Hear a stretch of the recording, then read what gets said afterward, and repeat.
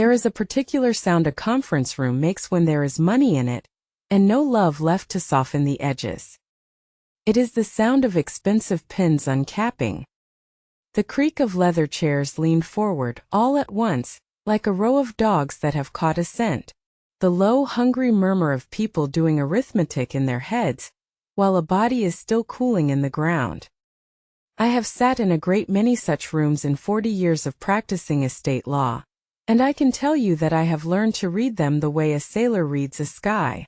And the room I want to tell you about, my own conference room on a gray Thursday morning, with the rain coming sideways off the lake and streaking the glass, that room was the hungriest I had ever seen.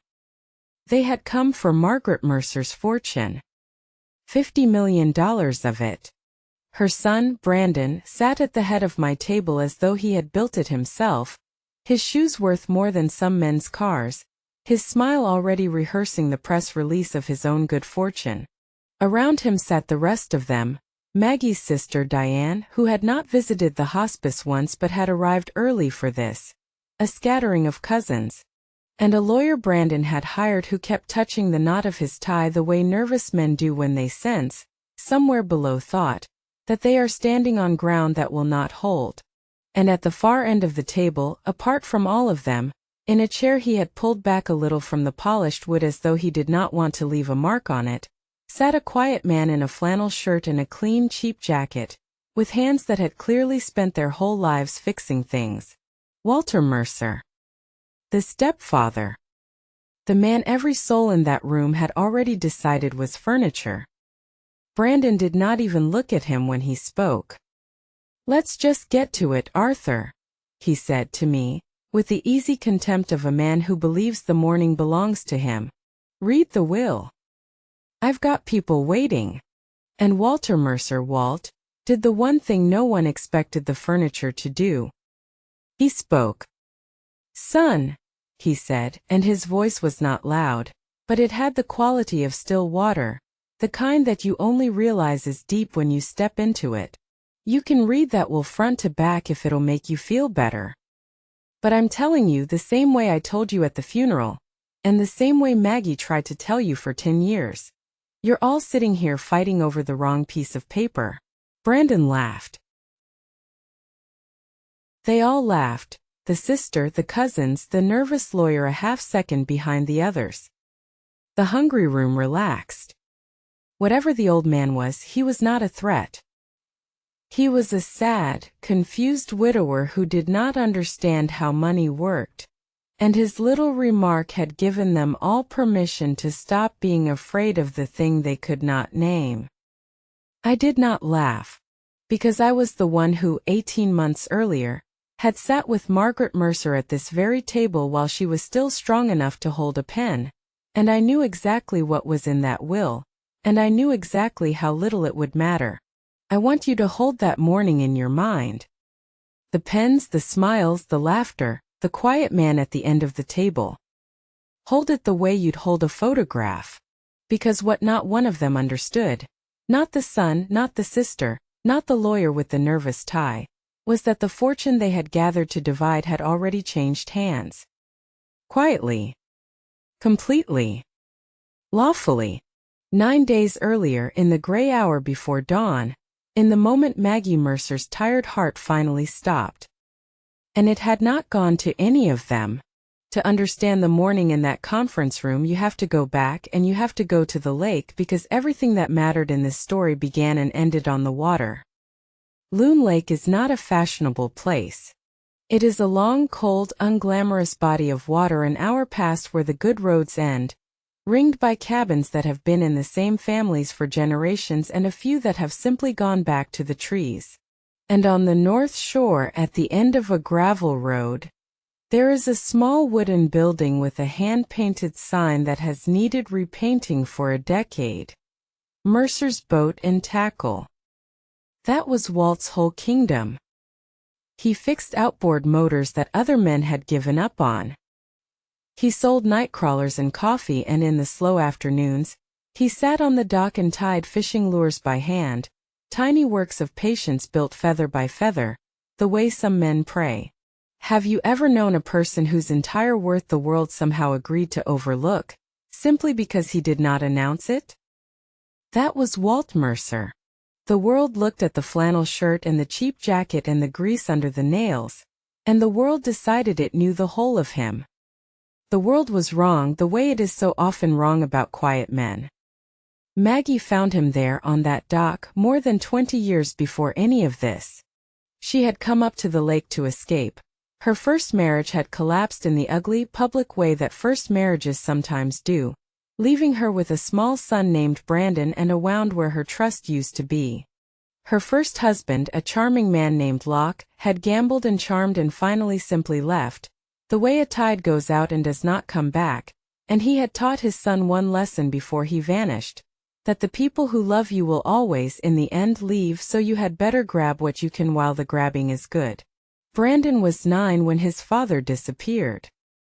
He has been 9 years old in the part of him that matters ever since.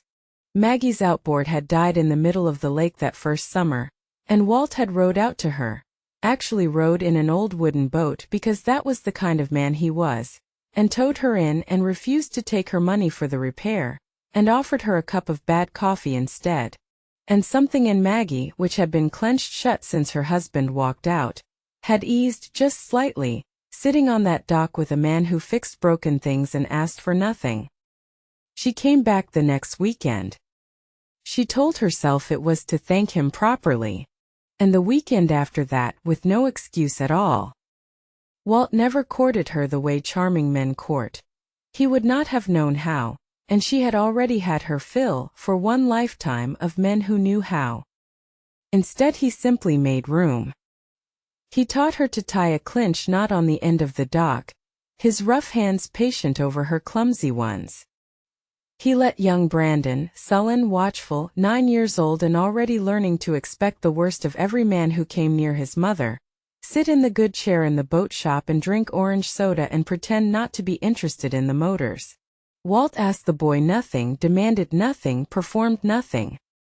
And one bright afternoon that first summer, he handed Brandon a cheap rod and a hand-tied lure he'd made the night before, and the two of them caught a 4-pound bass off the end of that dock, and the boy laughed so hard, so freely, so completely like a child that Maggie, watching from the shop doorway, put her hand over her mouth and wept, because she had not heard her son laugh like that since the morning the taillights disappeared. That lure. That afternoon. Hold on to them. They're coming back.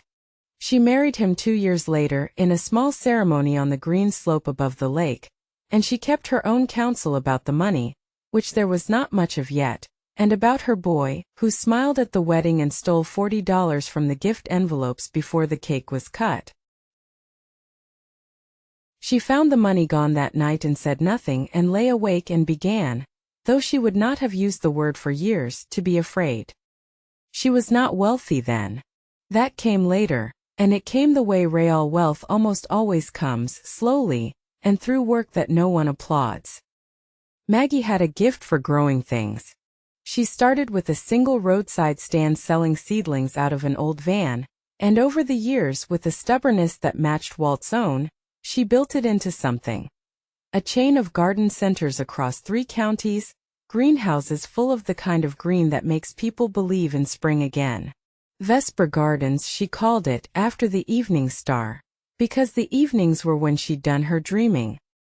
By the end it was worth $50 million, and she had built every dollar of it herself, with dirt under her own nails. And here is the part the hungry room never knew. There was a year, the 7th year of the business, when it nearly died. I remember it because I was already her lawyer by then, and I sat at her kitchen table the night the second bank pulled its line of credit. A bad expansion, a worse loan, a recession that came down like an early frost and killed the spring orders in their beds.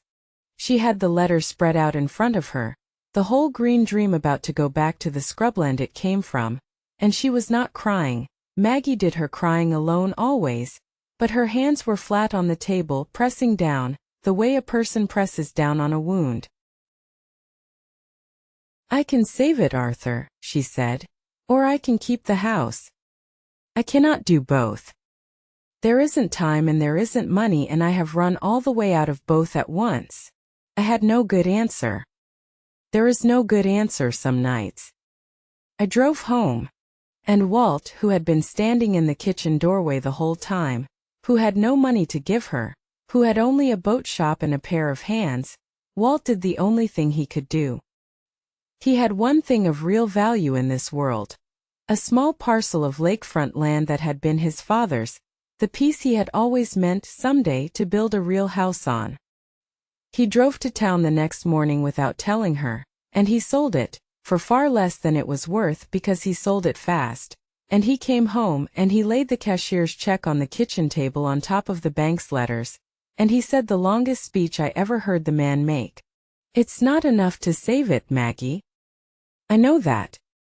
But it's enough to buy you time, and time's the only thing you said you were out of. I sold Dad's land." No, don't say anything about that. He'd have wanted a roof over a good woman more than he wanted a view I was never going to get around to building on anyway. So here's what we're going to do. You're going to take this and you're going to keep your house, and you are going to go back out there and save your garden, because you are the most stubborn person I have ever met in my life, and I have put money on you. He almost smiled. First bet I ever made that I was sure of. She saved it. It took her 3 years and it nearly broke her. But she saved it, and the green came back, and the business that would one day be worth $50 million survived its 7th year because a quiet man sold his father's land to buy his wife some time and asked for nothing back. She never forgot it. Not once, not for the rest of her life, did Margaret Mercer forget who had emptied his own pockets onto her kitchen table in the worst hour of her life, and exactly who in that same season had stolen $40 from her wedding envelopes and never once been caught. That is the thing about love, the real kind, the kind that does not photograph well and never makes a press release. It is proven in the lean years. It is proven in the hour the money is gone, not the hour it arrives. Maggie learned on that kitchen night exactly what Walt Mercer was made of. And she learned over the slow, patient years that followed exactly what her son was made of too, and that knowledge, the second knowledge, broke her heart in a way the first marriage never had. Because Brandon grew and Brandon charmed and Brandon gambled, the way his father had before him. Maggie paid the first debt quietly, telling herself it was a young man's mistake. She paid the second one less quietly. By the third, she had stopped paying, on the advice of a counselor who used a word she had been refusing to hear for years: enabling. And still she loved him. A mother's love does not have an off switch, whatever the wicked or the foolish may tell you, but she loved him now with her eyes open, and an open-eyed love is the heaviest thing a person can carry. When the cancer came, it came slowly, which is its own particular cruelty. It gave her time. Time to lie in the bed by the window that looked out on the lake, with Walt beside her through every gray dawn, learning to give the injections, learning the names of medicines no husband should have to learn, holding the basin, holding her hand, holding the line against the dark for 2 long years. And Brandon came to that bedside exactly 4 times in 2 years, and 3 of those times he came to ask for money, and the 4th time he came to ask, with his mother 60 pounds lighter and her eyes already turning toward the country none of us come back from, when the paperwork on the estate would be settled. So you must understand, when Maggie Mercer finally came to my office, 18 months before that hungry morning, leaning on Walt's arm because she could no longer walk far on her own, she was not a confused old woman being manipulated by a gold-digging husband, which is the story Brandon would later tell anyone who would listen. She was the clearest-eyed client I have ever had. She knew precisely what her son was, and precisely what her husband was, and she had decided, with the cold clarity that dying sometimes gives people, that she was not going to let the fortune she had grown with her own hands become one more chip on one more table. "I built it green, Arthur," she told me that day, her hand small and light as a bird in Walt's. "I am not going to let my boy turn it gray. And so we built something together, she and I, over several quiet afternoons. Not a flashy thing. Not a vengeful thing. A careful, patient, entirely lawful piece of architecture, designed so that when the day came, the fortune would not pass through any will at all, would not sit in any courtroom waiting to be fought over, but would simply, quietly, in the moment of her death, become Walt's, the way the lake becomes the morning, with no ceremony and no permission asked. I will explain exactly how and why it could not be undone a little later, because you will want to understand the machinery when it finally turns. For now, know only this. When Maggie signed the last of those papers, she set down the pen, and she looked out my window at the gray lake, and she said one more thing. He'll fight it, you know. Brandon. When I'm gone. He'll come in here swinging. He may, I said. Let him, she said, and there was no anger in it, only a terrible tiredness. Let him swing at the wrong thing for once. Maybe when he finally figures out what he was really fighting, it'll be the first true thing he's ever had to look at. She died on a Tuesday in the gray hour before dawn, with Walt holding her hand and a hand-tied fishing lure on the windowsill beside the bed, where she had asked him to put it. And 9 days later, her son walked into my conference room to collect a fortune that was no longer there. I have told you what Walt was made of. Now I have to show you what Brandon was made of, and I have to do it honestly, because the easy thing, the cheap thing, would be to paint him as a simple villain, and simple villains are a lie we tell ourselves to feel safe. Brandon Locke was not simple. He was something sadder and more dangerous than simple. He was a wound that had never been allowed to close, wearing a very expensive suit. Let me show you 3 days. 3 ordinary days in the last season of his mother's life, and let you watch the shape of him emerge. The first day was a Sunday in autumn, the kind of bright cold Sunday that ought to make a person grateful to be alive. Maggie was still well enough that fall to sit on the porch of the lake house wrapped in a blanket, and she had asked Brandon to come up just to sit with her, just to be her son for an afternoon. And Brandon had come. That is the thing people always forget about the Brandons of this world, that they do come, that there is real feeling tangled up in all the rot, but he had come with his phone in his hand, and he spent the afternoon on that porch with his eyes on a screen watching numbers, his thumb moving in the small compulsive way I would later come to recognize. Maggie talked to him about the garden, about the first frost, about a memory of him as a boy on this same porch. And Brandon said and that's nice ma, and never once looked up, because there was a game on and there was money on the game, and the money on the game was, in that moment, more real to him than his own dying mother 3 feet away. Walt watched the whole thing from the doorway. And when Brandon got up to leave, abruptly, the way gamblers leave because something had shifted in the numbers and he had to be somewhere, Walt followed him out to his car, the expensive car that the bank did not yet know was about to be repossessed. And Walt said quietly, "She doesn't have many more Sundays, son. You might want to spend the next one looking at her instead of that phone." And Brandon looked at this man, this boat shop man, this man who had married his mother, and he said the thing that tells you everything. He smiled and he said, "It must be nice, Walt. Marrying up. You'll have to teach me how you landed this gig." And he got in the car and drove away too fast on the gravel. And Walt stood in the dust and did not answer, because there are some insults that a decent man answers only with his silence. Not the silence of weakness, but the silence of a man who has decided the other person is not yet worth the breath. Look at what is happening there. Look closely, because it is the engine of the whole tragedy. Brandon had just been offered, free of charge, the only thing of real value left in his life, the chance to sit with his mother before she died. And he had not been able to see it, because he had spent his whole life learning to see only one thing, the money. His father taught him that love leaves and money stays, and so he had poured himself, year after year, into the one thing he believed would never abandon him. And the cruelest joke the universe had prepared for him was that the money was about to leave too, and leave precisely because he had loved it instead of the people who would have stayed. The second day was in winter at the hospice and it was uglier. Maggie had declined fast by then. She drifted in and out. And Brandon came for the fourth and final time, and he did not sit by her bed. He stood in the hallway and he found a nurse, a young woman just trying to do her job, and I have this from the nurse herself who never forgot it. He asked her, while his mother lay dying 20 feet away, he asked her how long these things usually took.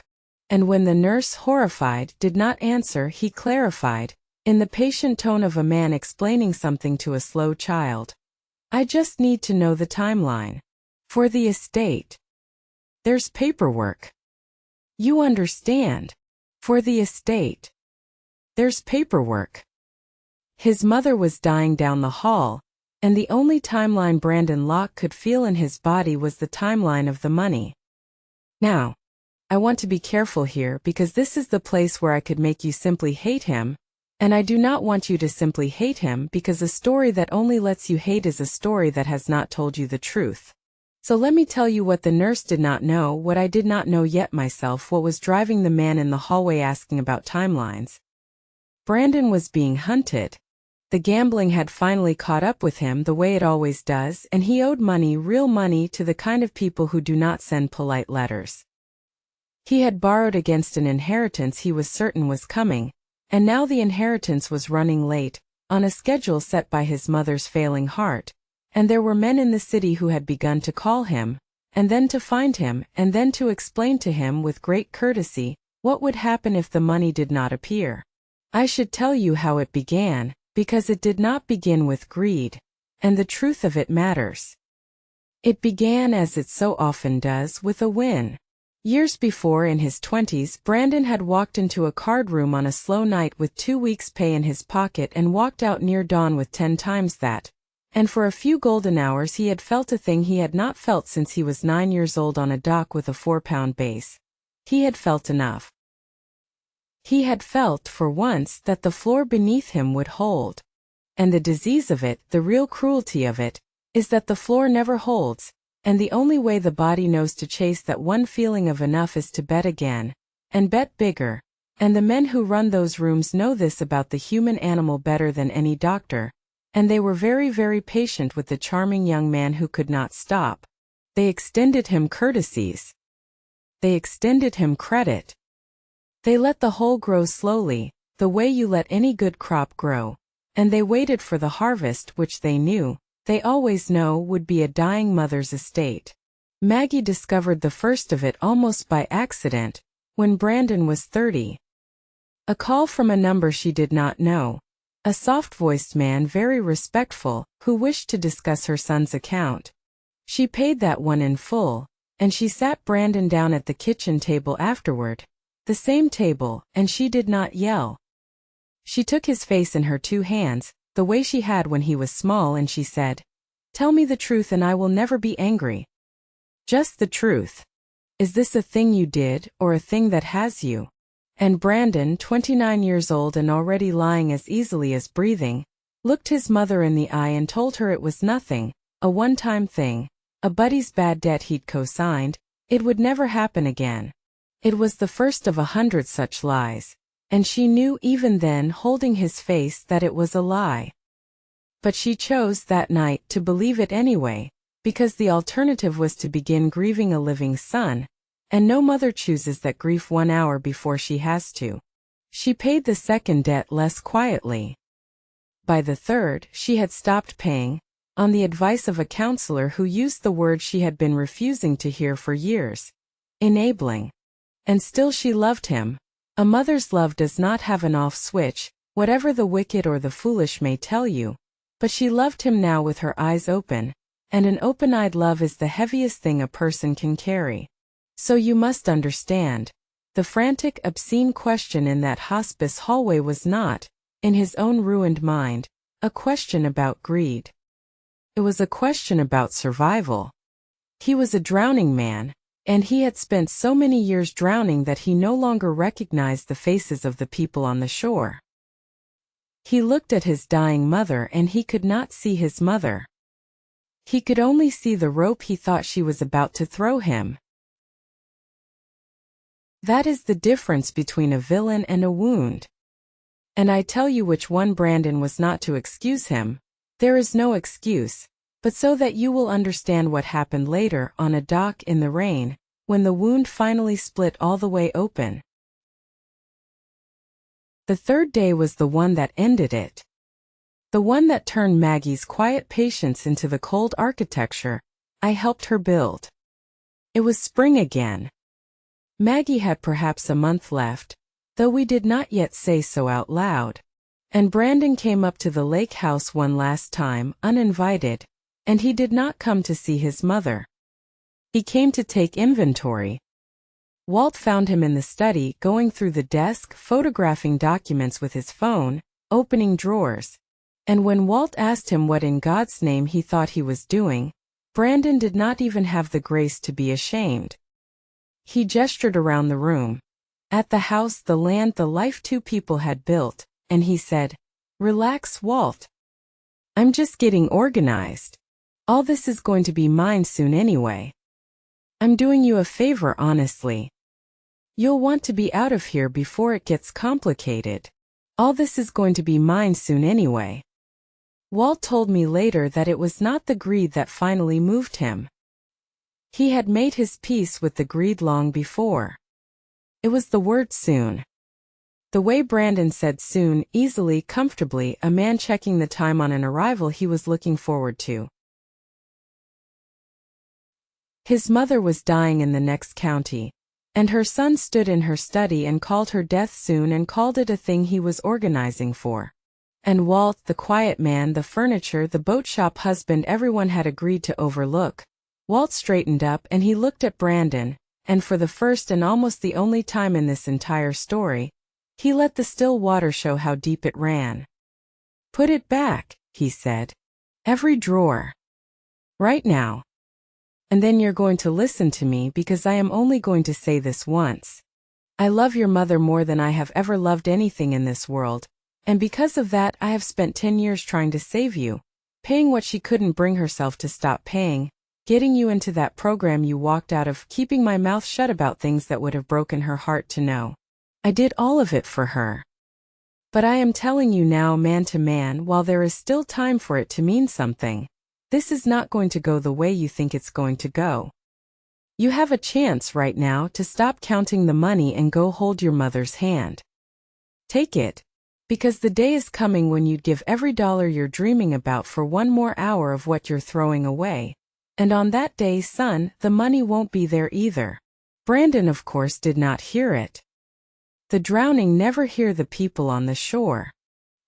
He put the drawers back because the old man's voice had something in it he did not want to test, and he left, and he did not hold his mother's hand, not that day and not ever again.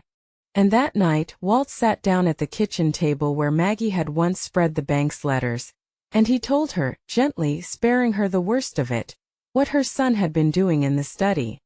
And Maggie listened, and she did not cry, because she had done all her crying years before. She just nodded slowly, like a woman confirming a diagnosis she had long suspected. "It's time then," she said. "Call Arthur." And that night, Walt sat down at the kitchen table where Maggie had once spread the bank's letters, and he told her, gently, sparing her the worst of it, what her son had been doing in the study. And Maggie listened, and she did not cry, because she had done all her crying years before. She just nodded slowly, like a woman confirming a diagnosis she had long suspected. "It's time then," she said. "Call Arthur." She called me the next morning, and the careful, patient, unbreakable architecture began. The funeral was small and it was beautiful, and it was almost entirely the wrong people. Maggie had asked for it to be at the lake in the spring, and so it was, a gathering on the green slope above the water, the garden center crew she had employed for 30 years standing in their good clothes with their rough hands folded, the old neighbors, the suppliers, a few of the women she had started out with selling seedlings from a van. These were her people. They had watched her build the green thing out of nothing, and they wept for her honestly the way you weep for someone whose life actually touched yours. One of them spoke. an old woman named Esperanza, who had started with Maggie in the very first season, selling seedlings from the van on the county roads, and who now ran the propagation greenhouse and could coax a cutting to root that any textbook would have called dead. She did not have a written speech. She stood on the green slope in her good dress with her rough hands folded, and she said, in the careful English of a woman who had built a life in her second language, that Maggie had given her a job when no one else would, had loaned her the money for her daughter's surgery and torn up the repayment, had shown up at that daughter's wedding with 100 white roses she had grown herself. She made things grow, Esperanza said simply. Plants. People. Me. That was the whole of her. She found the half-dead thing everyone else had given up on, and she did not throw it away. She watered it. And then Esperanza looked very deliberately across the green slope, past the family in their new black, to the quiet man standing alone by the water, and she finished. She found him the same way. Out on that lake. The best man any of us ever met, and the world drove right past him and she stopped the van. The garden crews turned as one and looked at Walt, and a few of them nodded to him, the only people on that whole hillside who knew what they were looking at. And then there was the family, Diane in black that looked new, dabbing at eyes that I never once saw produce a tear, already working the crowd, already establishing for anyone who would listen that she had been so close to Maggie at the end, so devoted. And Brandon at the center of it all, accepting condolences like a man accepting applause, his grief, and I believe there was real grief in him somewhere, buried under 30 years of rubble, entirely indistinguishable to the naked eye, from a man performing the part of the bereaved heir at the opening of his own inheritance. Walt stood at the edge of it, by the water, alone. He had buried his wife. He had held her hand through the gray dawn when her heart stopped. He had tied the lure that lay now in his breast pocket, the lure he had made for a boy 30 years ago, on a day I will tell you about. And the family treated him at his own wife's funeral as a kind of awkward guest, a man who had wandered in from the boat shop and did not quite know the etiquette. Diane actually corrected him, audibly, when he stood in what she had decided was the family's place. "Oh, Walt, the family's going to stand here if you don't mind." As though 20 years of marriage had been a clerical error. He took it. Not because he was weak. I want to be very clear about that because the cheap version of this story would have him swallow every indignity in saintly silence and call it nobility, and that is not what happened, and it is not what nobility is. Walt took it that day because he had just buried the only woman he had ever loved, and he had decided, with the strange clear calm of the freshly bereaved, that he would not let Diane's pettiness or Brandon's hunger turn Maggie's funeral into a brawl. It was a choice. A strong man's choice about where to spend himself. He would not waste Maggie's last afternoon above ground fighting for a place to stand. The reckoning came after, at the house. They had gathered there for the reception, Maggie's house, the house Walt had lived in for 20 years, the house that was, though not one of them knew it yet, already legally his. And as the garden crews and the old neighbors began to drift away, the family stayed, and the air changed, the way the air changes before weather. Brandon had been drinking. The men in the city had called him twice during the funeral itself. I learned this later, and the calls had not been kind, and the fear was in him now like a live wire, and fear in a man like Brandon does not come out as fear. Comes out as cruelty because cruelty feels for a moment like power, and power is the thing the frightened crave above all. He found Walt in the living room by the fireplace and he did it in front of everyone. That was the point of it. A frightened man needs an audience for his power. "So Walt," Brandon said, loud enough to turn every head in the room. "We should talk about your situation." Walt looked at him. "My situation? Your living situation?" Brandon smiled and spread his hands, generous, reasonable, performing it for the cousins, For Diane, for the room. Look, I get it, you and my mom had your thing and that's nice, it really is. But let's be realistic. This is the family home. It's going to need to go to the family. I'm not trying to put you on the street. I'm not a monster. I'll give you, 30 days? To find a place. Back at the lake, maybe. Wherever you boat people live. A small laugh from a cousin. Brandon was warming now, feeding on it. I just think it's time we stopped pretending. My mother is gone. The arrangement is over. This is mine now. There it is. The arrangement. 20 years of a marriage reduced, in front of a roomful of relatives, to an arrangement that was now, conveniently, over. And the room, God help them, the room did not object. Diane studied her wine. The cousins looked at their shoes. Not one of Maggie's blood relations spoke a single word in defense of the man who had emptied his pockets onto her kitchen table, and learned the names of her medicines and held her hand through the last gray dawn of her life. Now watch what Walt did. Because this is the moment the whole story turns on, and it is not the moment you have been trained to expect. He did not weep and he did not beg, and this is the part that matters. He did not simply absorb it in wounded silence and shuffle out the door for you to pity. Walt Mercer set down the cup of coffee he had been holding, and he stood up straight and he addressed the room, all of them, the whole hungry, cowardly, grieving room, in that still water voice that made everyone go quiet without his ever raising it.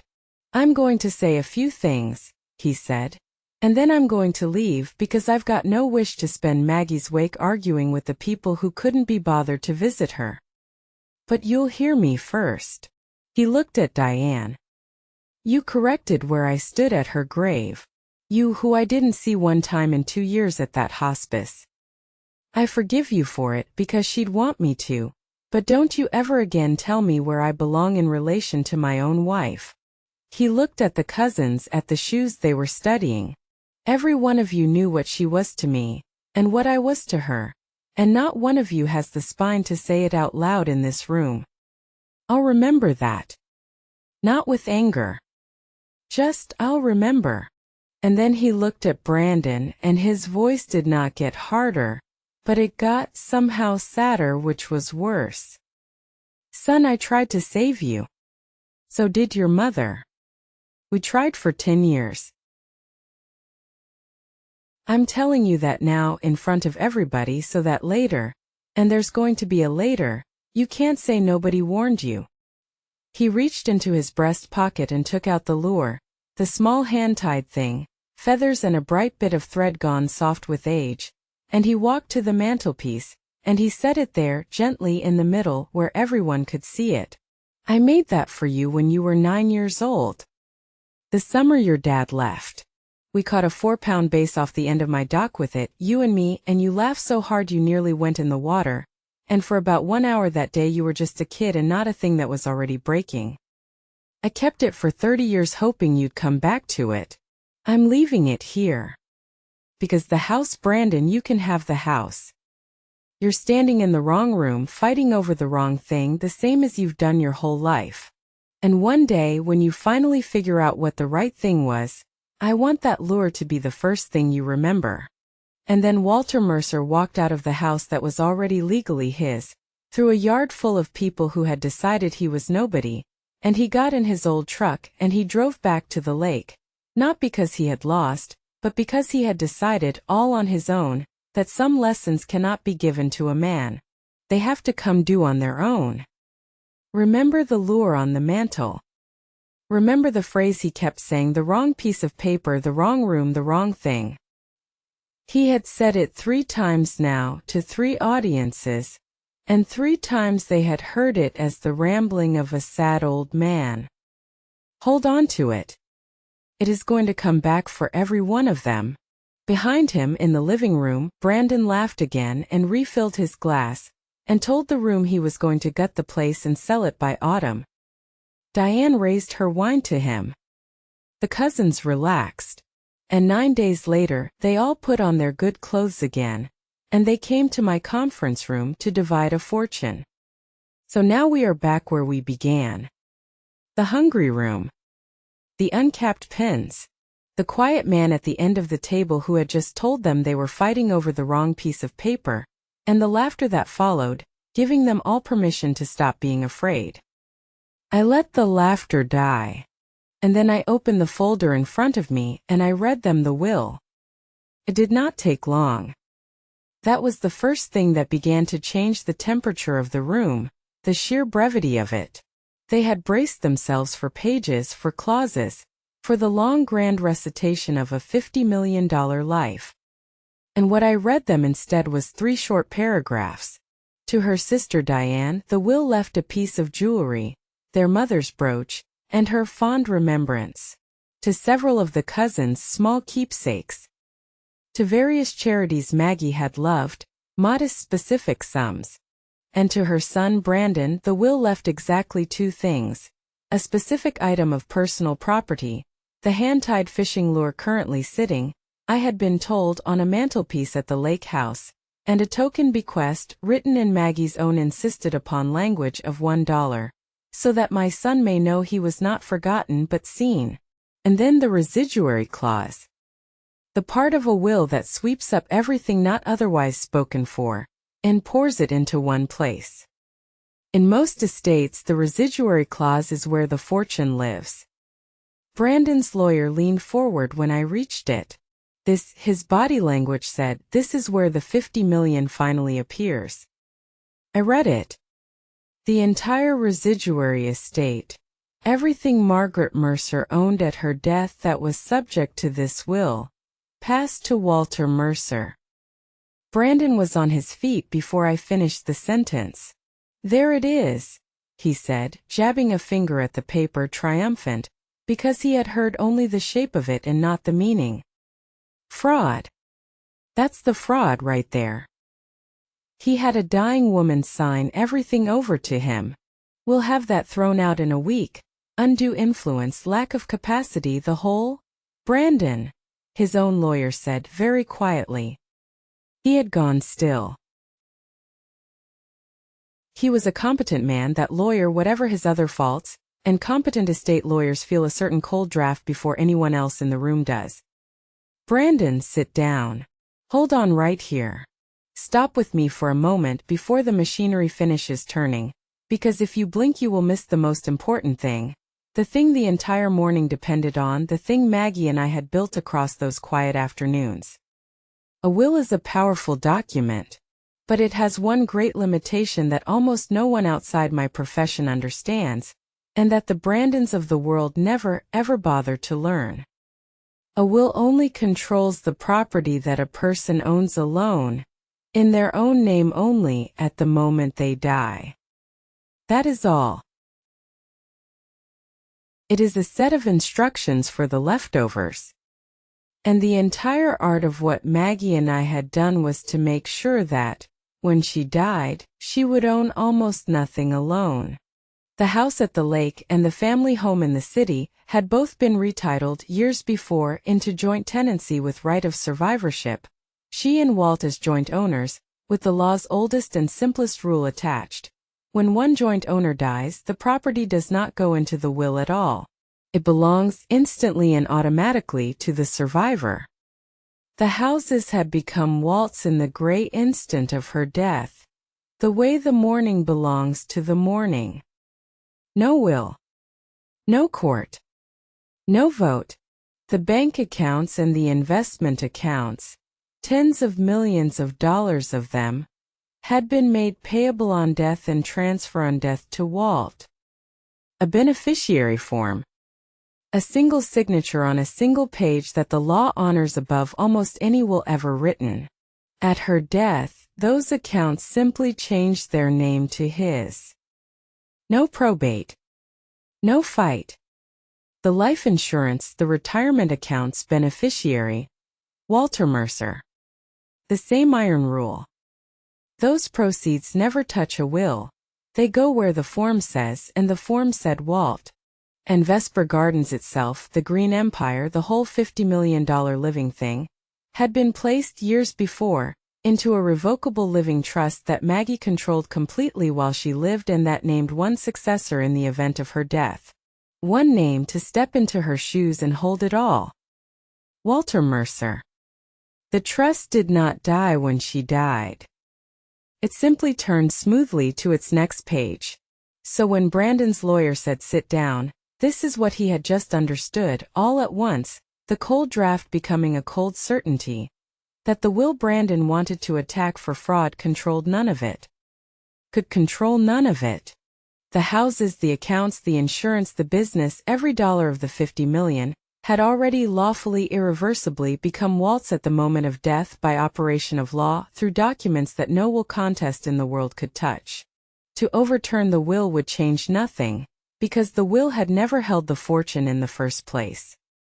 I let Brandon's lawyer explain it to him, because it is always better to hear such news from the man you are paying.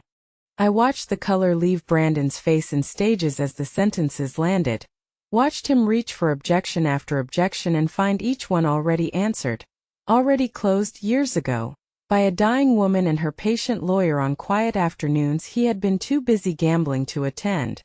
I want to take you to one of those afternoons, because you deserve to see how this fortune actually changed hands, not in a dramatic flourish, not in a single signature scrawled by a confused old woman, which is the story Brandon would spend the next year telling anyone who would listen, but slowly, deliberately, page by careful page, by a client who knew exactly what she was doing and exactly why. It was a year and a half before she died. She was still strong enough that afternoon to walk into my office on Walt's arm, though she tired fast and we took breaks, and there was a thermos of the bad coffee Walt made because she could no longer stomach mine. I had the forms laid out across the table. Not the will, which we would do last and which we both already knew would matter least. The other forms. The real ones. The beneficiary designations. The deeds. The trust. Walk me through it again, she said. I want to understand every line. If my son's going to call me senile in a courtroom someday, I'd like the record to show I knew what a transfer on death designation was. So I walked her through it. The houses retitled into joint tenancy, so they would pass to Walt the instant she died. Around any will, around any court. She nodded. Like a relay race, she said. I hand him the baton and I don't stop running to do it. It just passes. That is, I told her, almost exactly right. I have never heard a probate concept put better by a layperson before or since. The accounts made payable on death. The insurance, the retirement. Each one a single line, a single name, a single signature that the law would honor above 10,000 angry words in any courtroom in the country.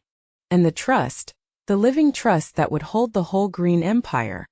With Walt named as the one soul who stepped into her shoes the moment her heart stopped. She signed each one slowly. She was not a fast writer by then. The disease had begun its work in her hands.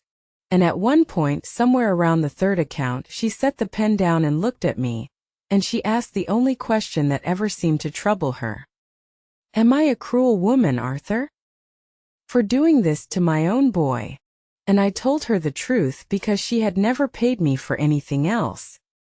Cruelty, I said, would be leaving it to him. Cruelty would be handing a drowning man an anchor and calling it a gift, because it was easier than watching him struggle. You're not being cruel to your son, Maggie. You're being cruel to the thing that's killing him. There's a difference, and a courtroom may never see it, but I do, and so will the one person who matters. She knew who I meant. She looked toward Walt in the chair by the window, patient as a dock post, and something in her face eased, the way it must have eased that first afternoon on the lake. Put one more thing in the will, she said then. The actual will. The little one. For Brandon. What would you like it to say? $1. She picked the pen back up. Not nothing. People think disinheriting means leaving nothing, and then the lawyers fight for years over whether you simply forgot the child. So $1. On the record. So no one can ever say I forgot him. Her voice did not shake. She had thought this through long before she said it out loud to me. And put a line with it, in my words, not the legal ones. Say, so that my son may know he was not forgotten but seen. Seen, Arthur. Write that down exactly. Because that's the whole of it. I'm not punishing him. I never could. I'm just, for once in his life, I am refusing to look away from what he is. And I'm loving him anyway. That $1 is the most honest thing I will ever give him. Someday I hope to God he understands that it was the most loving, too. That is the afternoon Brandon was too busy to attend. That is the fraud he would rage about in my conference room. A dying woman, clear as glass, signing her fortune carefully out of harm's way, one patient line at a time, and weeping once briefly when she thought I wasn't looking. Over a single $1 she was leaving her only child, not out of spite, but out of the most clear-eyed love I have witnessed in 40 years at this table. So when Brandon's lawyer finally finished explaining it to him, that the will controlled nothing, that the transfers were complete and lawful and beyond any challenge, that there was no fraud to find because there had been no secrecy and no incapacity, only a competent woman exercising the old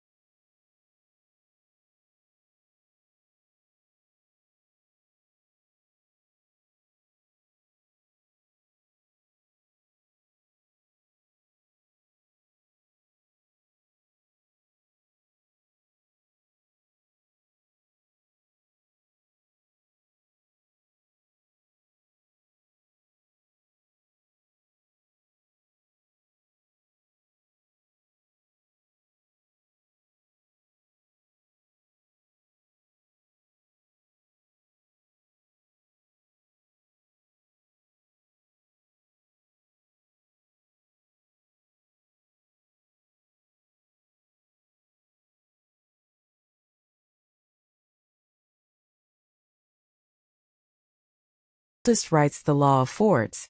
Brandon did the only thing left to a man whose every objection has been answered 18 months before he thought to raise it. But the will, Brandon kept saying. The will, the residuary, you read it, it all goes to him.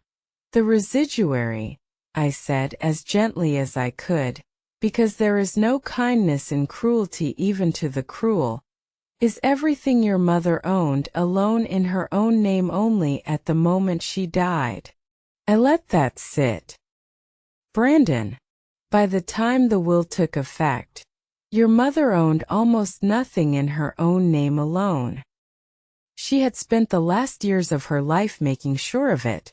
The residuary estate that passes under this will, the entire fortune this document actually controls. I looked down at the final accounting I had prepared. The real number, the only number that morning that was true, comes to $4,011. The room did not make a sound. A $50 million estate. And the will they had all dressed up and driven in to fight over, the only piece of paper any of them had ever thought to look at, decided the fate of $4,011. You came in here, I said, and I confess I said it more to the memory of Maggie than to her son, to fight over the crumbs. And you never once looked at the table. Brandon sat down. Not because he chose to.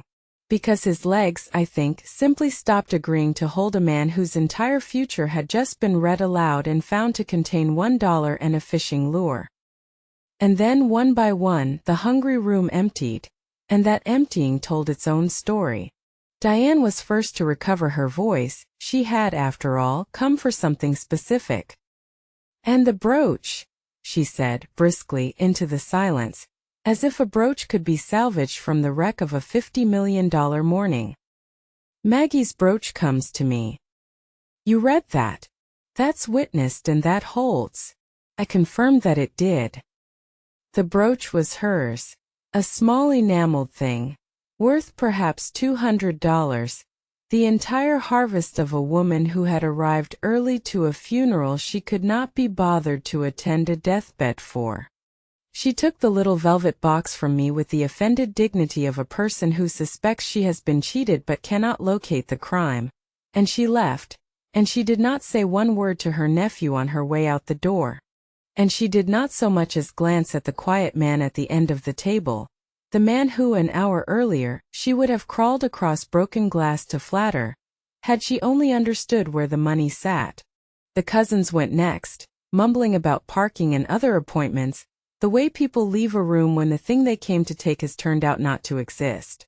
Brandon's lawyer packed his untouched legal pad into his bag with the brisk efficiency of a man who has decided to bill for the morning and never think of it again, and paused only to murmur to his client that they should talk about next steps, by which both of them understood he meant his retainer, and that there would be no next steps, because there was nothing left to take steps toward.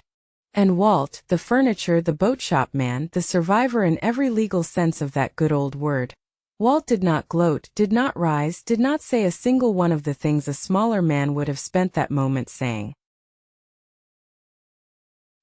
He simply sat and watched the people who had buried his wife with their contempt file out past the fortune they had never once known how to see, and when the room was nearly empty he looked across at Brandon, slumped and gray in his chair, and something moved in the old man's face that was not triumph at all. It was something closer to grief. Because Walt had not wanted this. He had warned them. He had warned the boy 3 times. And being right, he was discovering, felt nothing at all like winning. And outside in the parking garage, where he would go in a few minutes to sit in a car the bank was about to take, his phone was already lighting up with a number from the city, the men he owed, who had been so patient, who had lent against a fortune that he now had to explain was never, ever coming. Wealth, when a man only believes he has it, is the most expensive thing in the world because he spends against it. Brandon had been spending against his mother's fortune for years. Not just money, but his whole life, every decision, every risk, all of it borrowed against a future he was certain would arrive. And now the future had arrived, and it contained $1 and a fishing lure, and the bill for all that borrowing came due in a single merciless season. It went the way these things always go, not slowly the way it was built, but all at once the way a dam goes. The car went first.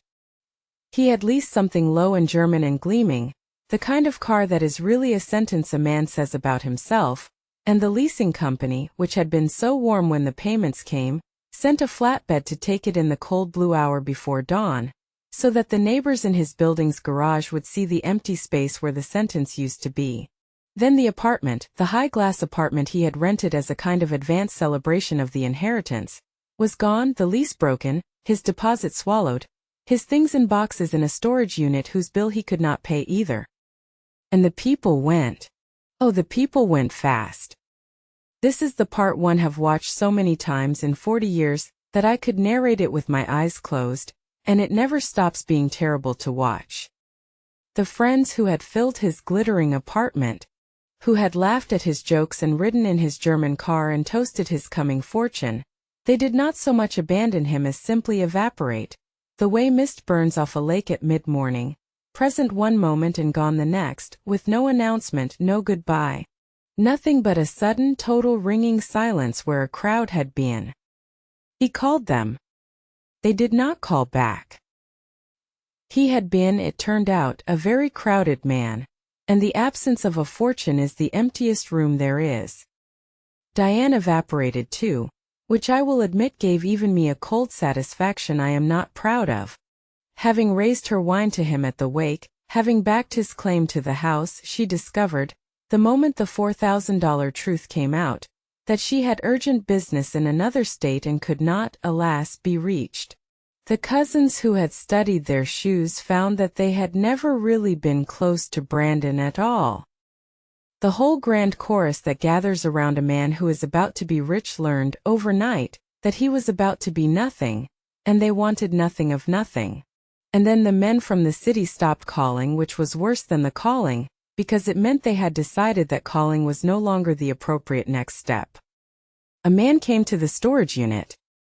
He was a polite man. That was the terrible part, the part Brandon described to me much later with a shudder he could not suppress. Not a brute. A neat, soft-spoken, almost kindly man in a good coat, who found Brandon among the cardboard boxes that held the wreckage of his glass apartment, and who did not raise his voice, and did not make a single threat that could ever be written down or proven. He simply talked. He talked about how much he respected Brandon's late mother. He had, he said, looked into the family. A lovely business, those garden centers, such a shame about the inheritance situation. He talked about how these things between gentlemen could always be worked out, given good faith and a reasonable timeline. He mentioned, in passing as though commenting on the weather, that he understood Brandon had once been close to a young woman named, and here he said a name from Brandon's past, a woman Brandon had not seen in years and had not known they knew anything about. And wasn't it a small world? And didn't she still live over on the east side? And how was her little boy doing in school these days? And then he smiled and shook Brandon's hand, and said he'd be in touch, and left. That was all. No fist. No raised voice. Just a polite man demonstrating with surgical gentleness exactly how much he knew, and exactly how little of Brandon's life was beyond his reach. Brandon stood in that hallway that smelled of dust and cardboard, shaking, and understood for the first time in his charmed and reckless life that he had run out of road, that there was no next bet, no coming inheritance, no charm in the world that would buy him out of what he owed or to whom. He called the one friend he thought might still answer. A man named Carl, who had been Brandon's closest companion for a decade. A man Brandon had loaned money to in the good years, covered bar tabs for, vouched for, called a brother. Carl, of all of them, would surely answer. Carl answered on the fourth ring, and his voice had a careful, practiced distance in it, the distance of a man who has already rehearsed this exact call. Brandon got perhaps 2 sentences out. "I'm in trouble, Carl, real trouble I need," before Carl interrupted. "Smooth and sorry, so sorry, things were tight for him too right now, you understand, and honestly, And here Carl's voice dropped into the wounded, self-justifying register that the abandoning always find. Honestly, Brandon, some people had been saying things about the inheritance, about how maybe Brandon wasn't who everyone thought, and Carl had a family to think about and reputations, and he was sure Brandon understood, and they'd grab a drink sometime when things settled down. They both knew there would be no drink. The line went dead, and with it went the last name in a phone full of names, every one of them a person who had toasted Brandon's coming fortune, and not one of them willing to know him in its absence. This is the part one have watched so many times in 40 years, that I could narrate it with my eyes closed, and it never stops being terrible to watch. The absence of money is the emptiest room there is, and the people who filled it when it was full do not so much leave as simply cease, like a held note when the hand comes off the key. He woke now at 3 in the morning, every morning, the way his mother had once woken at her kitchen table with the bank's letters, the way Maggie's first husband must have woken before he chose to simply disappear. His heart going like a bird against a window, listening in the dark for the sound of the road giving out beneath him. He had spent his whole life running from the lesson his father taught him. The people who love you leave, so grab what you can. And the running had finally delivered him, exhausted and hunted and alone, to the exact center of the thing he had been fleeing. Everyone had left. He had grabbed everything he could. And his hands were empty, and the dark was full of footsteps. But I did not bring you all this way to gloat at a drowning man.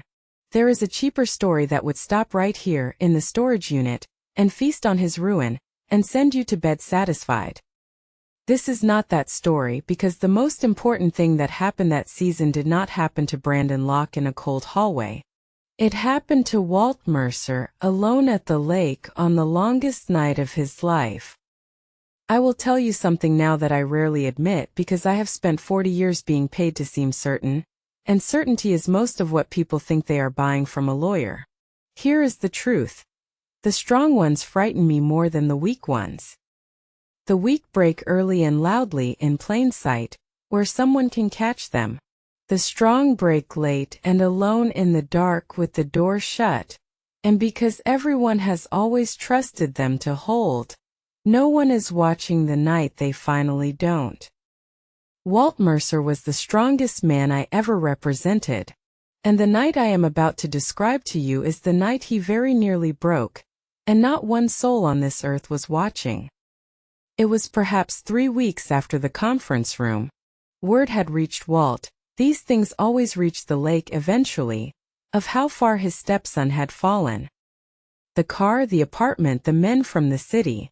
And a letter had reached Walt too that same week from yet another lawyer, this one representing a buyer who wanted to purchase Vesper Gardens, the whole Green Empire, for cash immediately, no conditions. Walt could sell the entire thing, take the money, and never again have to think about the garden centers or the grief or the boy in the storage unit.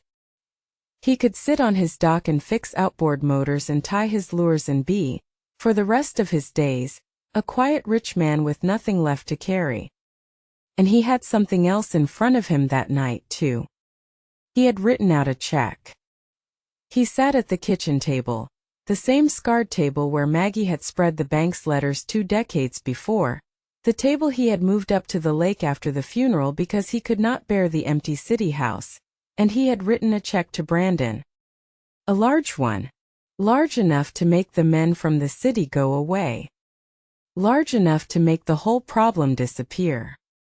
And next to the check sat a short letter he had drafted, a letter that said in effect, "Here is enough to save your life. Take it. And then please, for both our sakes, never contact me again. I have buried your mother and I am tired all the way to the bottom of my soul, and I cannot carry you and grieve her both." He told me about this night much later on the dock, and the way he described it has stayed with me. He said it was not the grief that nearly bent him.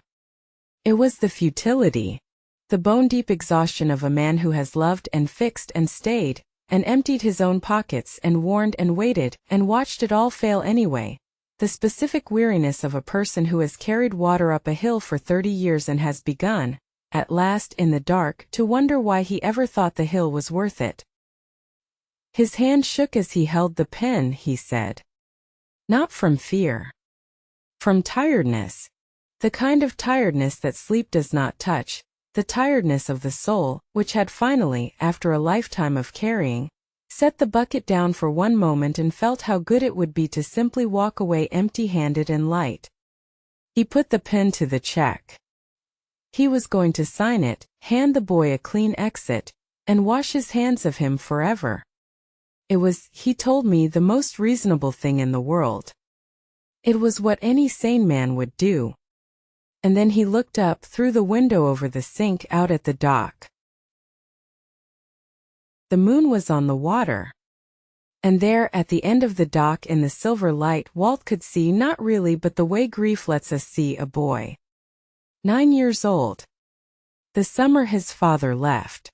A boy with a cheap rod and a hand-tied lure, who had hooked a 4-pound bass off the end of that very dock and laughed so hard, so freely, so completely like a child and not yet like a wound, that he had nearly gone into the lake. For 1 hour on that dock 30 years ago, Brandon Locke had been nobody's heir and nobody's mark and nobody's debt. He had just been a kid laughing with the whole green world still ahead of him. Walt looked at the dock for a long time. Then he set the pen down without signing. And he picked up the check and the cold reasonable letter, and he folded them together slowly in half and in half again, and he put them in the cold ashes of the wood stove. Because a check is the easy thing. A check is what you give a man to make him go away. And Walt Mercer had not loved Margaret for 30 years in order to make her son go away. He had something harder in mind. Something that would cost him far more than money, and might still fail, and that you do not do for a man you are washing your hands of, only for one you have decided, against all the evidence, to keep. Not money, he said, out loud, to the empty cabin, to the moon, to the boy on the dock who was 30 years gone. Money's the thing that broke him. I'm not going to hand him more of the poison and call it a cure. He did not yet know exactly what he was going to do instead. He only knew again what he had always known, that you do not put down a thing just because carrying it has worn you out. You shift the weight. You rest. And then you pick it up again, because that, in the end, is the only difference between the people who stay and the people who leave. 3 nights later, headlights came swinging up the gravel road to the lake, slow and uncertain in the rain, and stopped outside the boat shop. And a man got out into the downpour and stood there, soaked in an instant, not moving toward the door, as though he had driven 2 hours to a place and now could not remember why a person would ever knock. It was Brandon. And his fist, when he finally raised it to the door, was closed tight around something small. It was raining the way it rarely rains in that dry country, a long, steady, drumming rain, the kind that comes down on a boathouse tin roof like the sky has finally given up holding something in. I was not there, of course. I have this from both of them, told to me separately, months apart, and the remarkable thing, the thing that convinced me both were finally telling the truth, is how exactly the two accounts agree. Even the sound of the rain. Even the smell of the coffee. Walt opened the door, and there stood the wreckage of his stepson, soaked to the skin, shaking, and for the first time in the 30 years Walt had known him, without a single card left to play. The charm was gone. The contempt was gone. The expensive sentence the man had spent his life saying about himself had been repossessed along with the German car. What stood in the rain was just a person, finally, stripped down to the frightened 9-year-old underneath, the boy from the dock, the boy whose father had taught him the world's cruelest lesson and then proved it by leaving. Walt did not say "I told you so." He had earned that sentence 3 times over, at the study, at the funeral, in the conference room, and he let all 3 of those occasions stay dead and buried where they belonged, because he had learned across a long life that the people who most deserve to hear "I told you so" are precisely the people it will never, ever help. Instead, he stood back from the door, into the warm light of the cabin, And he said the 4 words his own people had always said in hard country, the words that are the whole of what a roof is for. Come in. You're soaked. He sat Brandon down at the scarred table. He did not have much, 2 mismatched mugs, a percolator older than the marriage. And he did the thing he had done every morning of his adult life, the thing that was as much a part of him as his own slow pulse. He made coffee the old way, dark grounds in a battered metal pot, the water working through slow, drip by patient drip, until the small wet cabin filled with the smell of it. The rain came down on the tin. The coffee dripped. And it was into that sound and that smell that Brandon Locke finally, after 30 years, came apart. It did not start with the money. That is the thing I have spent a whole career learning about human beings, and it is the thing I most want you to carry away from this story.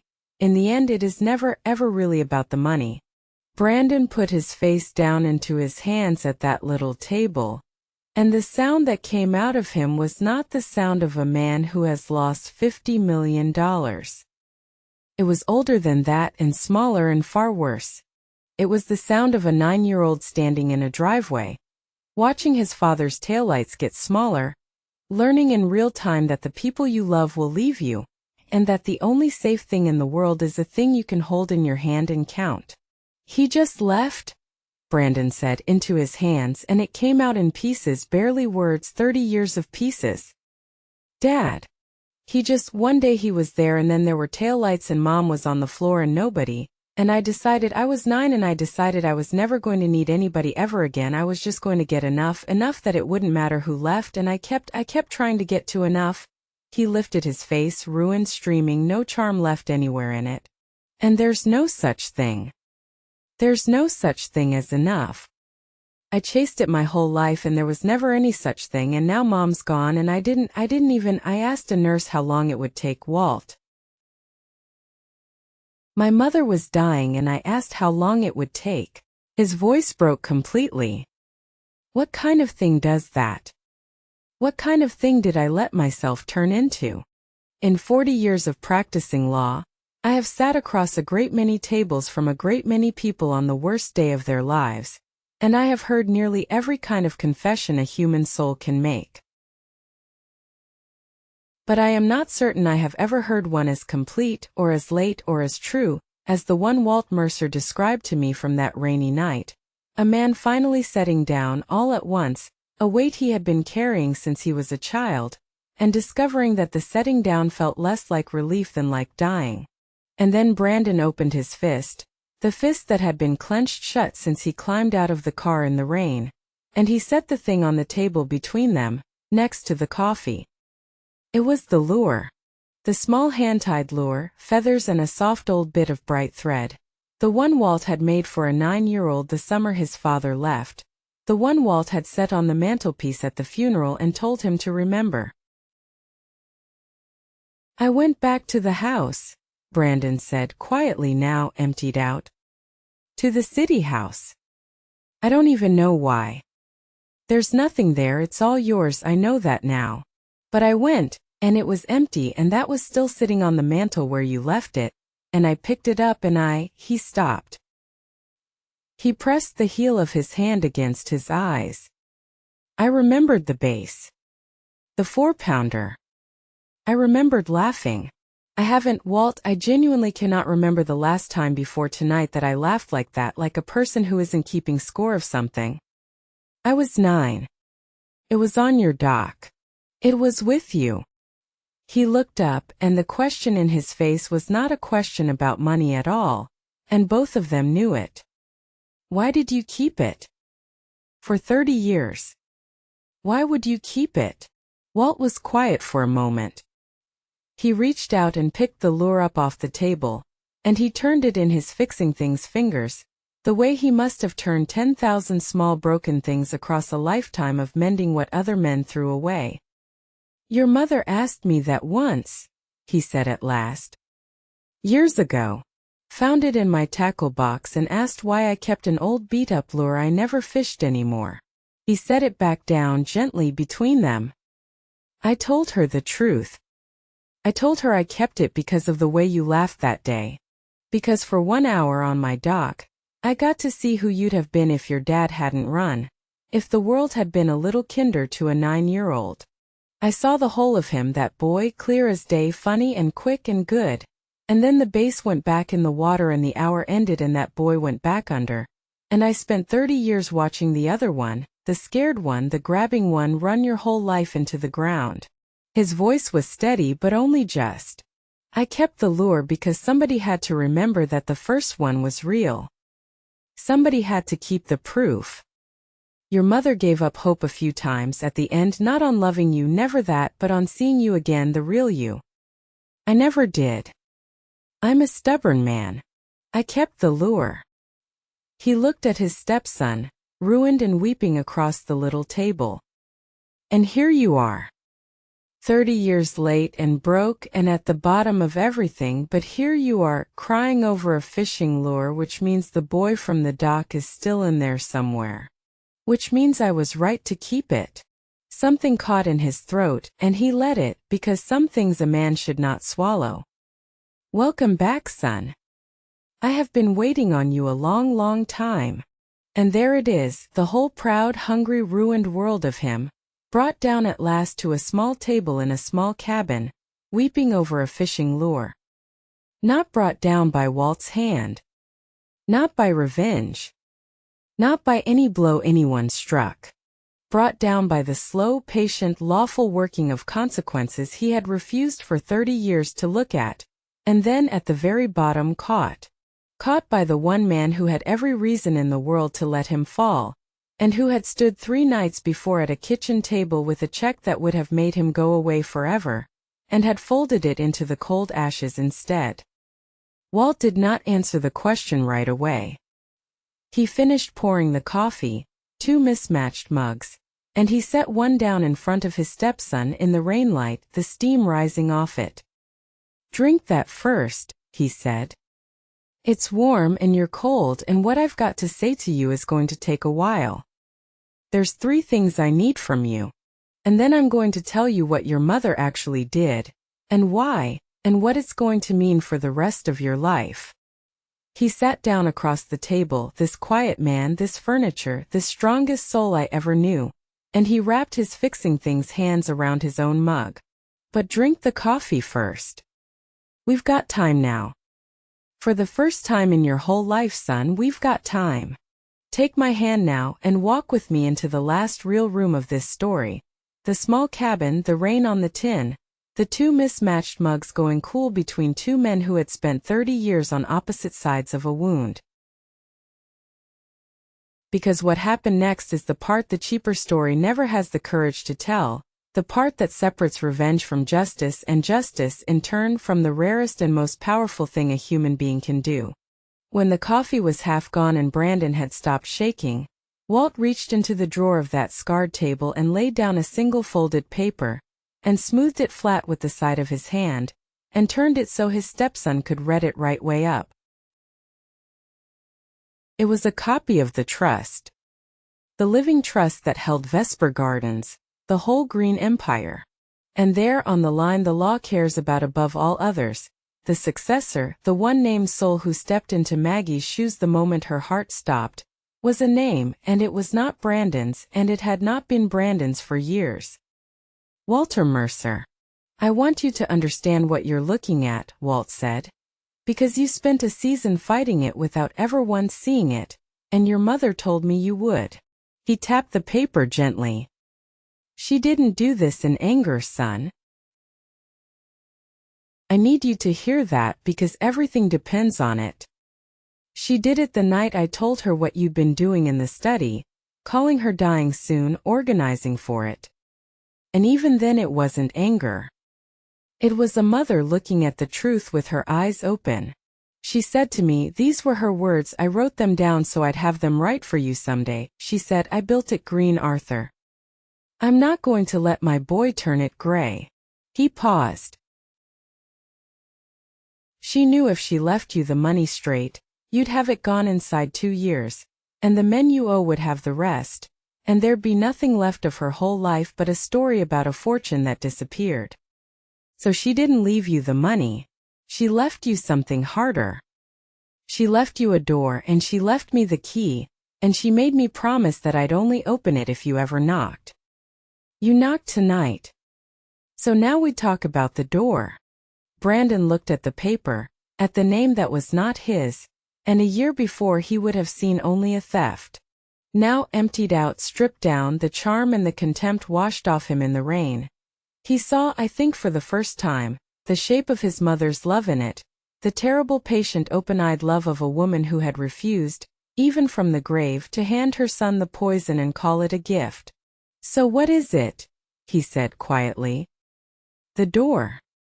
What do you want from me? And here is where a lesser man, a man who had been mocked at a graveside and called the help and told to be off the property in 30 days. Here is where a lesser man would have made the boy crawl. Would have savored it. Would have named conditions designed to wound, to balance the ledger, to make Brandon feel every ounce of what he had dished out. I have seen men do exactly that, with the law as their weapon, and call it justice and sleep well after. Walt folded his hands on the table instead, his fixing things hands, and he said, 3 things. Not one more. Not one less. And if you agree to all 3, and do all 3, which is the harder part, then I will use what your mother left in my keeping to pull you out of the hole you've dug, and to keep pulling for as long as it takes. But you listen to all 3 before you say a word. Because 2 of them are going to sound like punishment, and they're not, and the 3rd one is going to sound impossible, and it's the only one that matters. He held up 1 finger. The first thing. You go into a program, a real one, a hard one, the kind you walked out of the last time I got you into it. And you finish it this time. Not for me. Not even for your mother. For the 9-year-old who decided the only safe thing in the world was a thing he could count. Because that boy's still running this whole show, son, and he's going to keep running it from the inside until somebody finally sits down with him and tells him he's allowed to stop. The money for that, the program, the doctors, the time, that comes from me, structured, paid direct, never $1 of it through your hands. I will never again put a chip in front of a man who's drowning in chips and call it help. That's the first thing. Brandon's jaw worked. He nodded once and could not speak.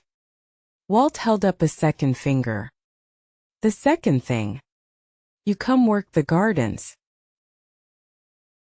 Not to own them, you're never going to own them, and someday you'll understand that that's the kindest thing your mother ever did for you, though you can't feel it yet. You come work them. From the bottom. In the dirt. You're going to learn the names of the plants she could name in her sleep, and you're going to load trucks at 5 in the morning, and you're going to find out with your own back and your own blistered hands what a green living thing actually costs to grow, because you were born into the harvest and you never once paid for the planting, and that, Brandon, not the gambling, not the debt, that's the thing that rotted you. The not knowing what anything costs. I'm going to give you back the thing your father should have given you, the thing your mother spent her whole life trying to and couldn't, because you wouldn't take it from her. 1 full season. Start to finish. That's the second thing. The rain came down on the tin. The percolator ticked as it cooled. And Walt turned and looked at his stepson directly, and held up the 3rd finger, and his voice, which had not hardened once through any of this, went somehow gentler, which was harder to bear than any anger could have been. The 3rd thing is yours, and you don't have to do anything to earn it, and that's exactly why it's going to be the hardest one for you to take. There's a debt out there with your name on it. The men from the city. I know roughly what it is. These things aren't hard to find out when you know who to ask, and I know what it's been doing to you, that thing that's had you waking at 3 in the morning listening for footsteps. It's the same sound your mother heard at her kitchen table the year the gardens nearly died. It's the same sound, Brandon, that's been chasing this whole family for 2 generations, since the day your father ran from it instead of facing it. He reached across the little table, and he put one rough hand over his stepson's. I'm going to pay it. All of it. It's already in motion, I spoke to a man this week. By the end of the month it's gone every dollar and those people never contact you again. Not because you deserve it. You don't, and we both know you don't, and that's the whole point. I'm not paying it to reward you. I'm paying it to free you, to take that fear off your throat where it's been since you were 9 years old, so that for once in your life you can make a choice that isn't being made by a frightened child running from taillights. That's the third thing. That's all three. And the only thing I ask in return for that last one, the only thing, is that you never let that old fear talk you into being cruel to a living soul again. 'Cause I've watched what it does. Did all of this. It's had its hands around your throat your whole life, and I am old enough and stubborn enough, and I loved your mother enough to reach in there and pull them off. For a long moment Brandon Locke could not speak at all. He looked down at the old man's rough hand over his own, the hand of the man he had called the help, the man he had ordered off the property, the man he had spent 30 years overlooking exactly the way the whole world had agreed to overlook him. You should hate me, Brandon finally managed. After everything. The funeral. I called you furniture, Walt, to people you have every reason on earth to let me drown. Why would you do this? Why would anyone do this? And Walt Mercer told him the truest thing in this entire story, the thing I have carried with me ever since, the thing that is, when you boil all 40 of my years down to a single sentence, the only thing I have ever learned worth passing on. Because anybody can forgive a debt that's been paid back, he said. That's just arithmetic. The only forgiveness that ever changed a single human being is the kind that isn't earned. Your mother knew that. It's why she didn't leave you $1 in spite. She left you $1 so you'd know you were seen. Seen, Brandon. Not punished.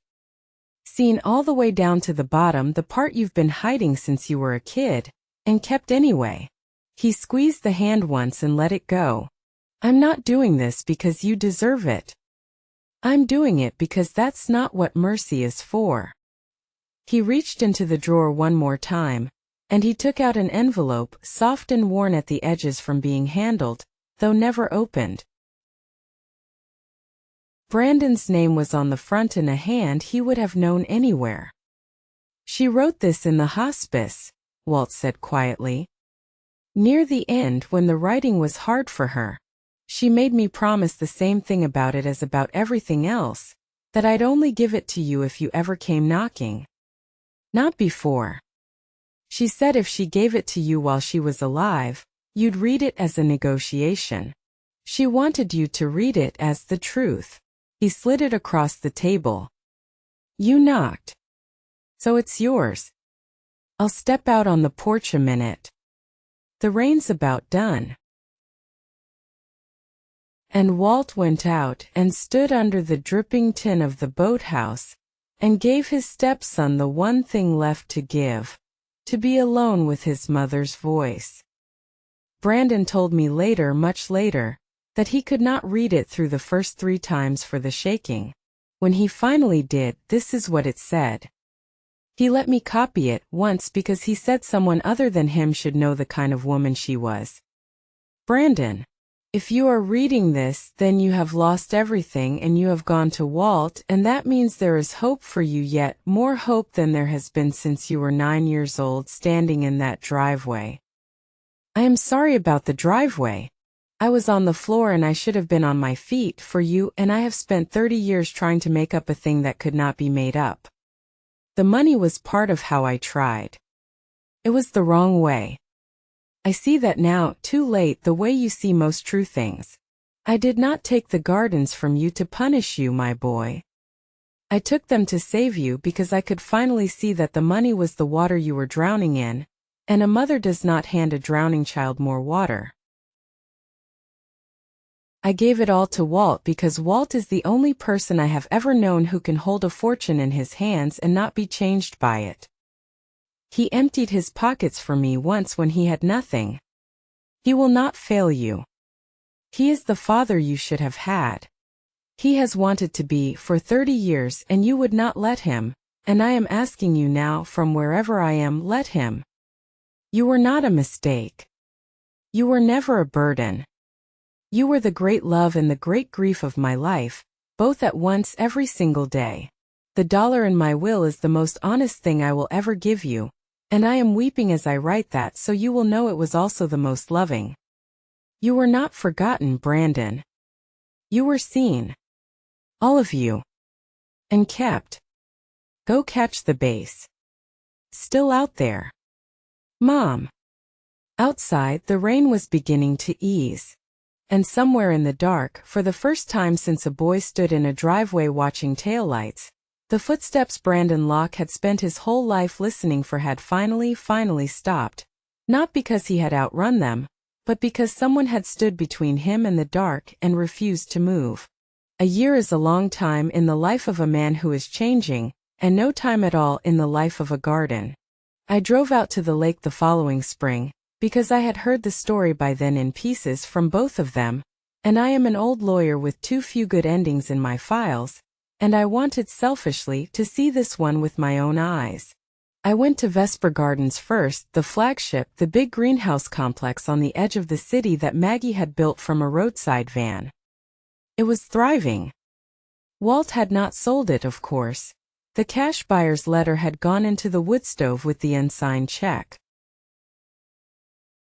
Instead, he had done the thing that quiet, competent men do when you are not watching. He had simply, steadily run it well, with the same patient attention he gave to a dying outboard motor. And the Green Empire had responded to good stewardship the way green things always do. He had also done one thing Maggie had not lived to do. In a quiet corner of the company's accounts, with no press release and no name on a building, he had started a foundation, funded out of the fortune she grew, that paid for treatment beds. Recovery beds.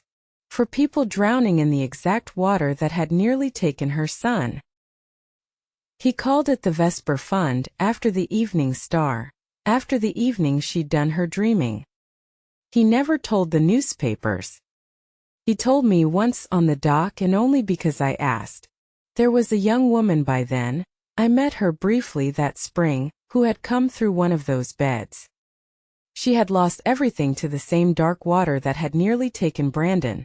A job, a marriage, the trust of everyone who had ever loved her.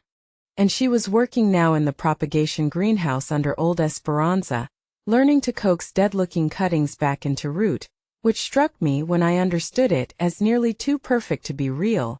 A woman the world had given up on, taught by a woman Maggie had never given up on, to grow the very thing Maggie had built her whole life around. Walt had not planned the symmetry of it. He had only planted what Maggie would have planted, and watered what she would have watered, and the green things had arranged the rest themselves the way they do. She doesn't know my name, Walt told me, nodding at the young woman across the greenhouse. Doesn't know whose money paid for the bed that caught her. Good. That's how Maggie did it for 30 years, and never once told a soul. He almost smiled. I'm just keeping the water going where she pointed it. And in the third greenhouse, the big one with his sleeves rolled up and his forearms gone brown in his hands, I noticed this, I confess it moved me more than I expected. His soft gambler's hands gone finally to blister and callous, was Brandon.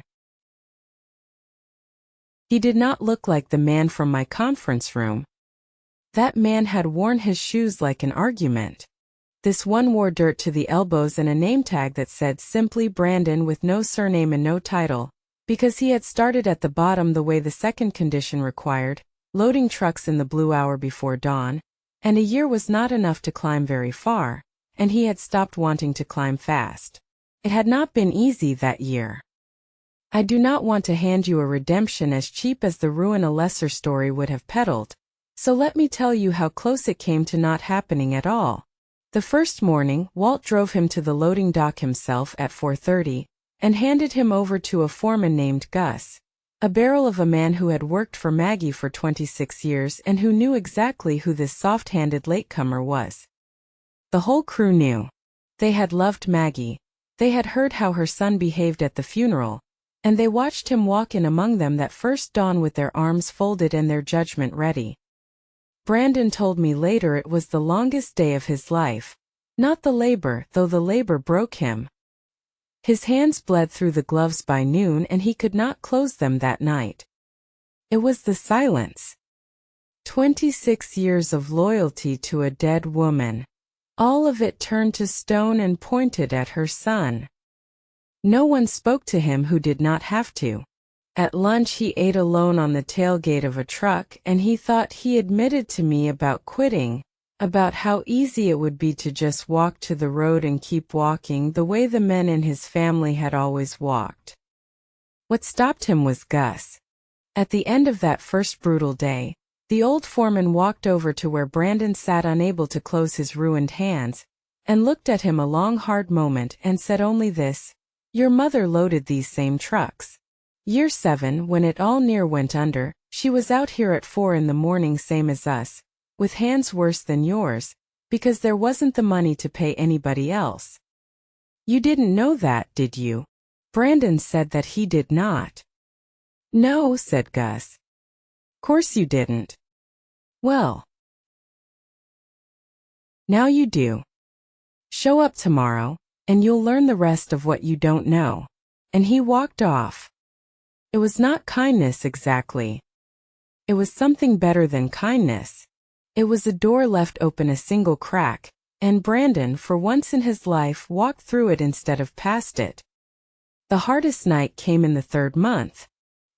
He was driving home from a late shift, exhausted and raw, and he passed the lit window of a card room out by the highway, one of the rooms he had lost thousands in the old life. He told me he sat in that parking lot for 40 minutes. He had a little money now, real money, earned with his own bleeding hands, the first honest money of his life, and the old voice in him, the 9-year-old's voice, get enough so it won't matter who leaves, told him he could double it inside an hour, could finally get ahead, could stop being the man who loaded other men's trucks. His hand was on the door handle. And then he did the thing the church basement had been teaching him. He did not try to win a fight with the frightened child inside him, because you cannot win that fight. Instead he picked up the phone and he called his sponsor from that parking lot, and he said the 4 hardest words that particular kind of man can never say. "I need some help." And the man on the other end talked to him until the wanting passed the way a fever passes, and Brandon drove home and did not go in. He wrote the date on the wall above his cot that night. He has not set foot in a card room since. He was 11 months clean by then. He counted it in days still, the way you do, the way the program teaches you. And he went to a meeting every Tuesday in a church basement 2 towns over, and on the wall above the cot in his small rented room I would later learn he had pinned exactly one thing. It was the lure. He saw me, and he came over, wiping his hands on his jeans, and he did not perform anything, which was the most remarkable change of all. The charm was gone, and in its place was something quieter and infinitely more valuable. He was simply present, a man actually standing in the room he was standing in, talking to the person actually in front of him. He asked after my health. He meant it. We talked about the new seedlings. He knew their names, all of them, the ones his mother could have named in her sleep, and when he told me about a tray of heirloom tomatoes he'd nursed through a cold snap, his whole tired face lit up with something I can only call the joy of having grown a living thing instead of having merely won one. It is a different light entirely. I had spent a career watching men light up over money, and I had never once seen that other light until I saw it on Brandon Locke's dirt-streaked face over a tray of tomato seedlings. "He'll run a store of his own someday," Walt told me later, when the 2 of us were out on the dock in the long gold evening, the lake flat and shining. "Not own it. It's all the funds now anyway, it's going to outlive every one of us. But run it. He's got her hands for it, turns out. Took 30 years and losing everything to find out, but he's got her hands." He was tying a lure as he said it, feather by patient feather, the way some men pray. Diane sent a card at Christmas, he added, dry as the country around us. Wanted to know if there was any chance of, and I quote, reconnecting as a family. I sent her a nice note back. Didn't send her anything else. A small private smile. Maggie'd have laughed at that. I asked him before I left because I am a lawyer, and I cannot help asking the question under the question, whether he was ever angry. After all of it. The graveside, the furniture, the 30 days to get off his own property. Whether in the long nights he was angry still. Walt finished the wrap on the lure, and bit the thread, and held the small bright thing up to the last of the light, considering it. Anger's a lot like water, he said. You let it just sit and pool, it goes bad and it poisons everything it touches. I watched it pool in that boy's father, and then in that boy for 30 years, and look what it grew. He nodded out at the lake, at the green slope, at the whole answered world of it. But you dig it a channel, you point it at something that can use it. He reached down and set the lure gently into the tackle box at his feet, next to a smaller one, an older one, soft with age, that I recognized, and it'll water a whole valley. He looked at me, this quiet man, this furniture, the strongest soul I ever knew. I didn't forgive him to let him off. I forgave him to dig the channel. So the water'd go somewhere, it could grow something, instead of just sitting in me going bad. He shrugged, almost embarrassed. That's all mercy ever was, Arthur. It's just deciding where the water goes. Before I left, Brandon walked me up to my car. We stood a moment by the gravel, the lake going copper behind us, and he said the thing I think he had been waiting all year to say to the man who had read his mother's will aloud. I kept the $1, he said. He took it out of his wallet to show me. A single bill, soft now from handling, folded small. Everybody thinks she left me $1 to cut me out. To tell me I was nothing. He looked at it, and then out at the old man tying a line at the end of the dock. But that's not what it was. She left me the $1 so I'd know she saw me. The real me. The worst of me, the part one spent 30 years making sure nobody ever got to look at. She looked right at it and she didn't flinch, and she loved me anyway, and she wrote it down so I couldn't ever pretend she hadn't. His voice was steady. The man who came apart at a kitchen table a year before had learned slowly how to hold a thing without breaking. $50 million went where it should have gone. To the only person who ever deserved it. And the $1 she left me turned out to be worth more than all of it, because it's the only thing anybody ever gave me that was actually true. He folded it back into his wallet carefully, the way you put away something you intend to keep for the rest of your life. I'm going to carry it till I die. And when I go, it goes to whoever needs to hear the same thing I needed to hear. He almost laughed. It's not much of an inheritance. But it's the realest one I've got. I shook his dirt-rough hand. It was a good handshake, present, unhurried, the handshake of a man actually standing in his own life. And I thought, driving away, that Maggie had been right about everything, right down to the last patient line. That her son would fight the wrong thing and lose it, and only in the losing find the first true thing he had ever had to look at. She had buried that truth in a single $1 and trusted a quiet man to keep the key, and the green years had brought it up to the light exactly as she planned. I left them there, the two of them, in the gold evening.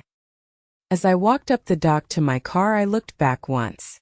They were at the end of it, the old man and the man who was learning slowly to be a son, and Walt had handed Brandon the old soft lure, the 30-year-old one, and Brandon was tying it onto a line with the careful, clumsy reverence of a man handling the one thing he had left from the only hour of his childhood that didn't hurt.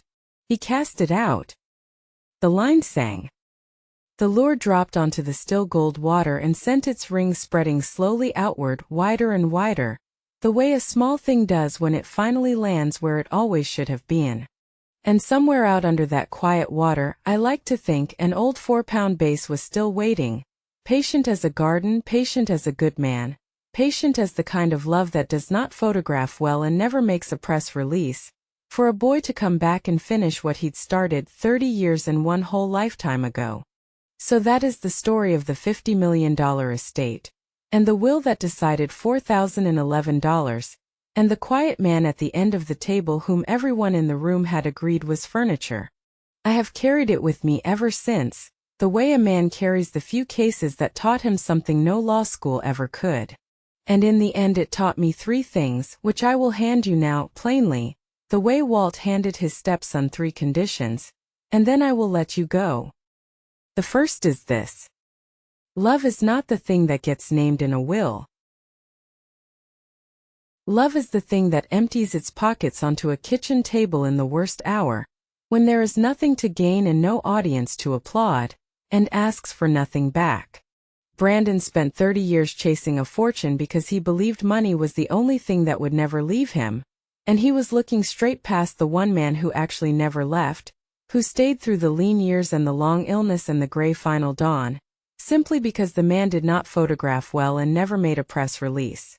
Do not measure love by what is promised to you on paper. Measure it by who is still there in the year the money is gone. The second. The loudest person in the room is almost never the strongest, and the strongest is almost never the loudest. Strength is quiet and patient, and it warns you once, twice, 3 times if it must, and then it steps back and lets you choose, and it carries the weight of your choosing without complaint. The whole hungry room laughed at the man in the flannel shirt.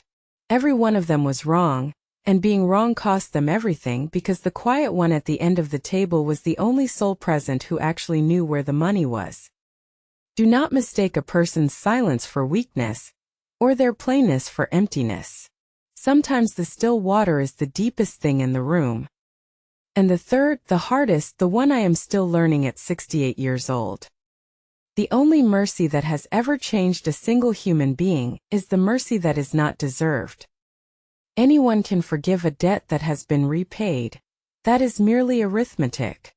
It takes a soul like Walter Mercer's to reach across a table to the very hand that called him furniture, and lift a 30-year terror off a man who had earned no such thing, and in the lifting to break a curse that had run through 3 generations of one family like bad water through a ditch. He did not win by taking everything, though everything was lawfully his to take.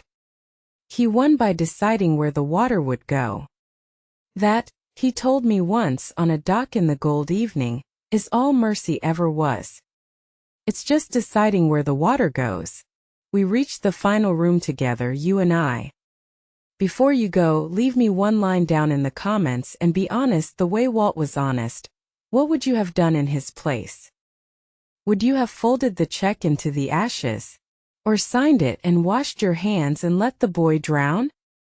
I know what I'd like to think I would do. Tell me what you would.